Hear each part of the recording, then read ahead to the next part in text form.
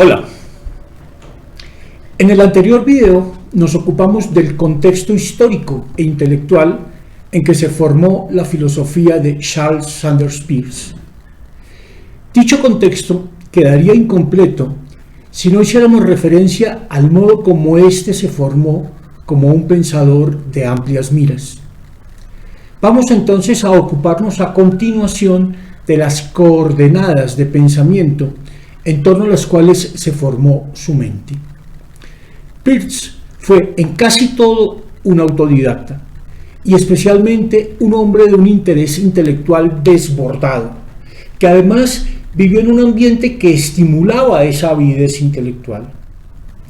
Hay que destacar a este respecto al menos 4 campos esenciales de su formación intelectual: su formación científica, su formación autodidacta en filosofía, su formación humanística y finalmente su formación estética.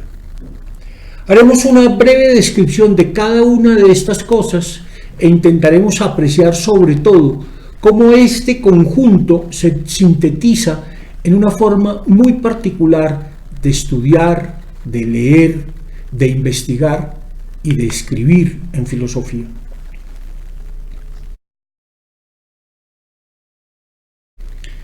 Aunque ya hemos hablado de la amplia formación científica de Peirce, no sobra recordar que era bachiller en ciencias con especialidad en química y un investigador muy reconocido en campos como la geodesia, la física o la astronomía, que fue miembro de múltiples asociaciones y academias científicas y que tenía un profundo conocimiento de las matemáticas y de los desarrollos de la lógica de su tiempo, y que incluso fue un creador original en este campo.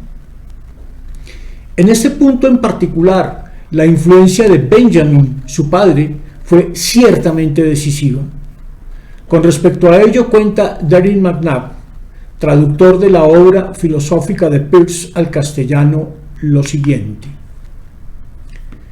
durante los años que estudió en Harvard, Peirce estuvo rodeado de mentes brillantes. E incluso en su juventud disfrutaba y sacaba provecho de los políticos, científicos, poetas y académicos que su padre invitaba muy seguido a la casa. Pero su verdadera formación se llevó a cabo en la muy reducida sociedad de él y su padre. Charles no fue instruido a partir de axiomas y principios, tal como en un típico salón de clases, sino que prefigurando las ideas educativas que en el futuro desarrollaría uno de sus propios alumnos, John Dewey, fue educado en términos de problemas, fueran de ajedrez, trucos con cartas o acertijos de todo tipo.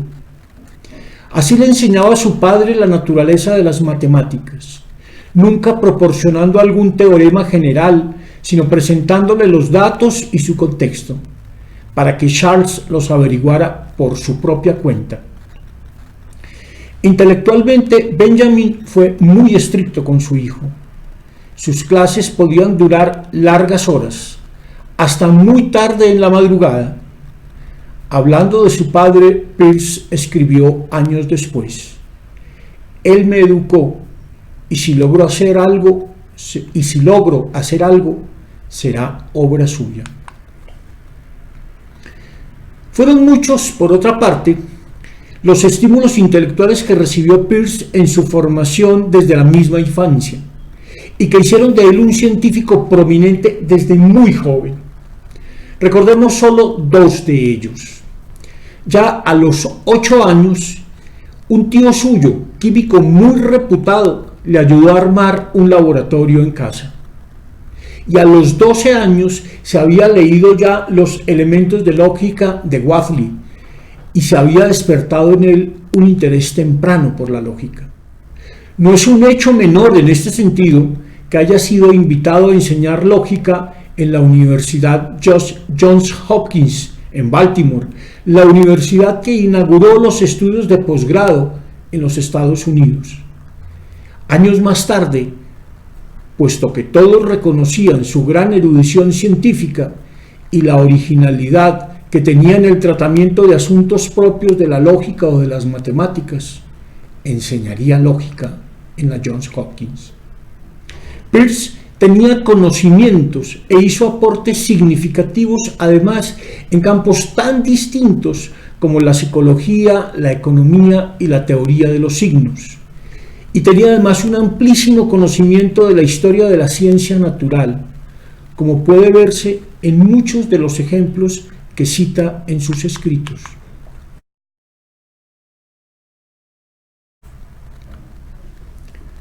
Peirce nunca estudió filosofía de una forma académica y formal. Tal vez no le interesaba hacerlo, y si le hubiera interesado tampoco habría podido hacerlo, porque por entonces no había dónde hacerlo en los Estados Unidos. Los estudios de filosofía en ese país no estaban aún organizados. Eso no quiere decir, sin embargo, que no hubiera filosofía en los Estados Unidos. La había ya desde antes de la independencia. El propio Thomas Jefferson conocía muy bien a los filósofos franceses e ingleses, especialmente a Locke, e incluso había leído con mucho cuidado a los estoicos. Emerson había leído, además de Kant y otros filósofos antiguos y modernos, había leído incluso textos filosóficos hindúes. Había también en el siglo XX en los Estados Unidos grandes lectores de Kant como James Marsh, o de Hegel como George Sylvester Morris, que fue profesor de John Dewey.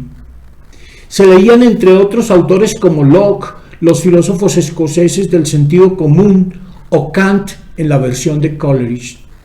Sin embargo, el que estuviese interesado en la filosofía en aquella época tenía que ser autodidacta, aunque hubiese algunos cursos generales de introducción a las ideas filosóficas. Ahora bien, ¿qué tipo de cosas leía Peirce? Leía de todo, y con su avidez característica. Sin embargo, nunca se dedicó a ser comentarista de otro. Siempre leía desde una perspectiva propia, meditando cuidadosamente lo que leía e incorporándolo críticamente en el torrente de su propio pensamiento. Así, por ejemplo, Peirce tomó de Kant el término pragmático, pero le dio una interpretación propia, y debe en gran medida a Hegel su visión evolutiva del universo y su tendencia a pensar en tricotomías. Pero dejemos a los especialistas en historia de la filosofía que determinen estos asuntos. Limitémonos aquí a registrar unos breves fragmentos de lo que el propio Peirce dijo sobre su formación filosófica, en un texto que es una especie de autorreflexión sobre dicha formación, escrito en el año 1897. Dice Peirce lo siguiente: estoy saturado hasta el tuétano con el espíritu de las ciencias físicas. He sido un gran estudioso de la lógica, he leído todo lo de cierta importancia sobre el tema y he dedicado mucho tiempo al pensamiento medieval, sin descuidar las obras de griegos, ingleses, alemanes, franceses, etc. He producido sistemas propios en la lógica deductiva e inductiva. En metafísica mi entrenamiento fue menos sistemático. A pesar de ello, he leído y ponderado los sistemas principales sin quedar nunca satisfecho, hasta ser capaz de pensar acerca de ellos como lo hicieron sus propios defensores. Mi actitud fue siempre la de un investigador de laboratorio, ansioso solo por aprender lo que todavía no conozco, y no la de los filósofos formados en seminarios teológicos, cuyo impulso imperante es enseñar lo que ellos sostienen es verdad infalible.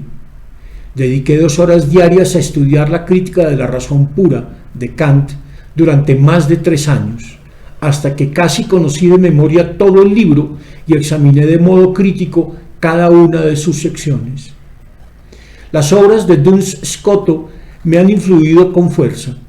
Si su lógica y metafísica se adaptan a la cultura moderna, con recordatorios continuos y saludables de la crítica nominalista, no adoradas ciegamente, sino despojadas de su medievalismo, estoy convencido de que proporcionarían la filosofía que mejor armoniza con la ciencia física.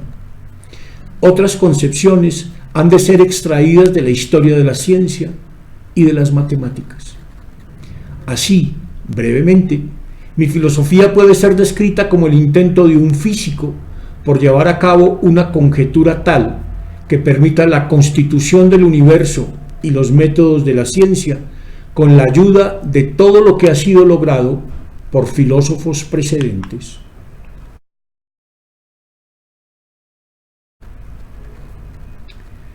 No menos importante es su formación humanística. Peirce nació, creció y se desarrolló en un ambiente de altísima exigencia intelectual y donde la formación histórica y lingüística era de singular importancia. Él conocía las lenguas clásicas, el griego y el latín, y algunos idiomas modernos como el francés. Pasó amplias temporadas en Europa y parece que entendía bastante bien lenguas como el español y el italiano. Recibió además una esmerada educación en retórica y elocución, que eran asuntos muy fundamentales en la formación que se recibía en el Harvard College. No sería comprensible su afición por la escritura, cuánto tiempo le dedicó a lo largo de su vida a la elaboración de sus manuscritos, sino en relación con una formación humanística, científica y filosófica muy sutil y compleja.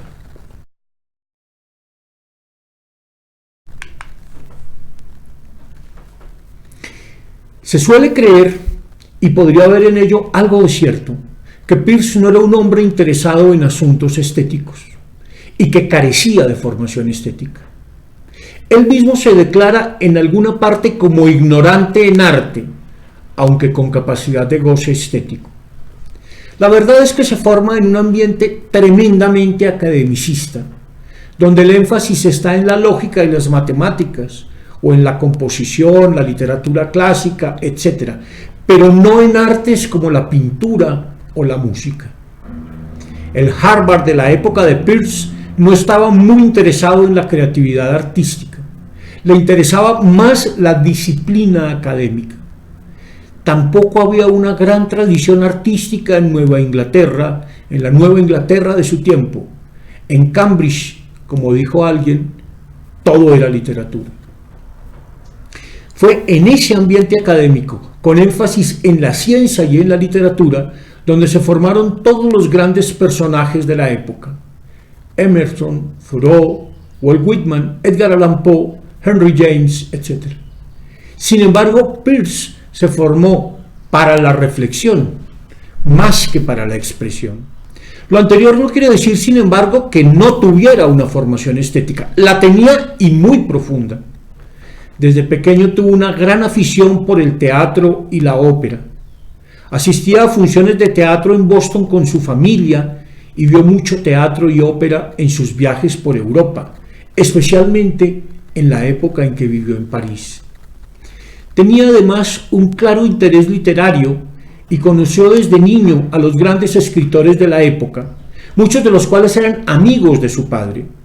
Fue lector asiduo de Poe y de Eliot, y sus dos esposas fueron grandes lectoras de novelas. Fue amigo muy cercano de Henry James, con quien incluso pasó temporadas en Europa y de quien leyó muchos de sus escritos. Si bien su sensibilidad se formó más para la lógica y las matemáticas, eso no quiere decir que careciera de sensibilidad estética. De hecho, no solo tuvo dicha sensibilidad, sino que hay claves esenciales en su filosofía para elaborar una estética peirciana. Pero de ello nos ocuparemos en otro momento.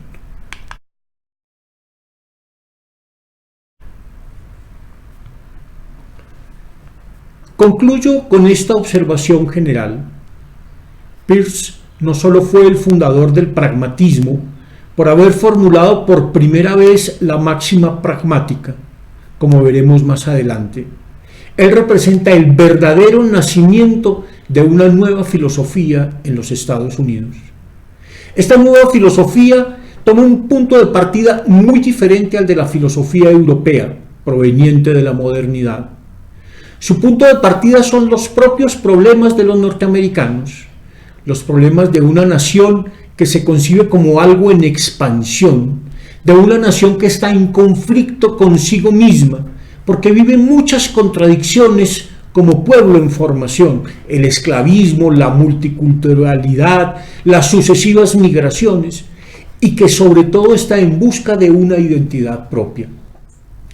La filosofía norteamericana evade el punto de partida de la filosofía moderna e intenta comenzar de nuevo, como lo muestra muy acertadamente Cornel West en su libro sobre la evasión americana de la filosofía. Esto implica que la primera y fundamental pelea de los filósofos norteamericanos sea con Descartes, el padre de la filosofía moderna. Como veremos a continuación, Peirce hace una crítica severa del cartesianismo. Todo este proceso de evasión de la filosofía comienza en los Estados Unidos con el trascendentalismo, un movimiento filosófico liderado por Ralph Waldo Emerson y del que formaron parte muchísimos otros filósofos, escritores y líderes sociales. El trascendentalismo es tremendamente ecléctico, pues combina todo tipo de filosofías: Kant, la sabiduría hindú, la filosofía inglesa, Hegel, etc. El centro del pensamiento trascendentalista se encuentra en Concord, Massachusetts, en la casa de Emerson, pues ese es el lugar donde todos se reunían. Y ese movimiento que empezó allí daría lugar al aporte más original de los norteamericanos a la tradición filosófica de Occidente: el pragmatismo. Desde luego no puedo entrar aquí en este interesante capítulo de la filosofía en Norteamérica. Solo diré que el pragmatismo norteamericano tiene tres grandes versiones ligadas a sus tres más importantes filósofos. Una lógico-científica, representada especialmente por Peirce; una psicológica y moral, cuyo representante por excelencia es William James; y una versión filosófica, pedagógica y social, cuyo líder máximo fue John Dewey. Peirce es la primera clave esencial para entender todo este movimiento intelectual, pues fue él, criado en el ambiente trascendentalista de Massachusetts, el que realizó el giro fundamental que dio origen al pragmatismo. Del modo como Peirce fue sentando las bases de una nueva filosofía en clara oposición al cartesianismo, nos ocuparemos en los videos que vienen a continuación. Hasta pronto.